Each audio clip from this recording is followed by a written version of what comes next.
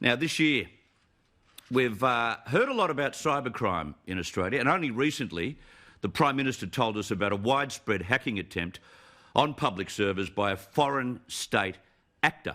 He wouldn't say China, but those in the sector all did. We knew it was China. Well, today, an expert security strategy panel recommended that Australia start calling out nation-states which initiate mass cyber attacks. They also called for tougher legislation powers to enable security agencies to support the private sector from attack. But back on naming names, why wouldn't the Prime Minister recently tell us who he suspected was responsible for a cyber attack in Australia? Is it for diplomatic reasons?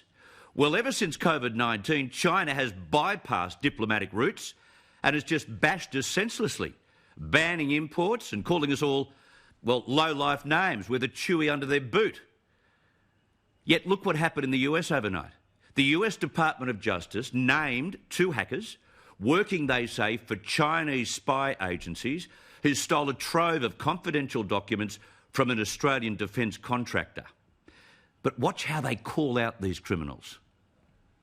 The National Security Division have charged 2 Chinese hackers working with the Chinese Ministry of State Security, including the Guangdong State Security Department, GSSD, of the MSS, with a sweeping global computer intrusion campaign. The campaign targeted intellectual property and confidential business information held by the private sector, including COVID-19 related treatment, testing, and vaccines. The hackers also targeted the online accounts of non-government organizations and individual dissidents, clergy, and democratic and human rights activists. These were no amateurs. This was United States scientific information about a coronavirus vaccine, only days after Russia was accused of exactly the same thing. I think our government has got it all wrong. The US get it right every time. They out these creeps.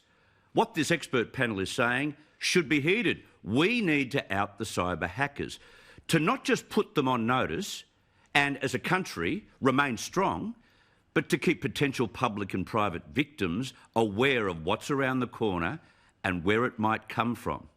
And the shameful axis of corrupt power between China, North Korea, Russia and Iran will stop at nothing to interrupt and steal from the West, and that includes Australia.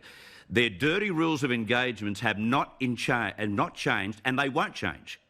We need to stand up to this stuff by calling it out loudly.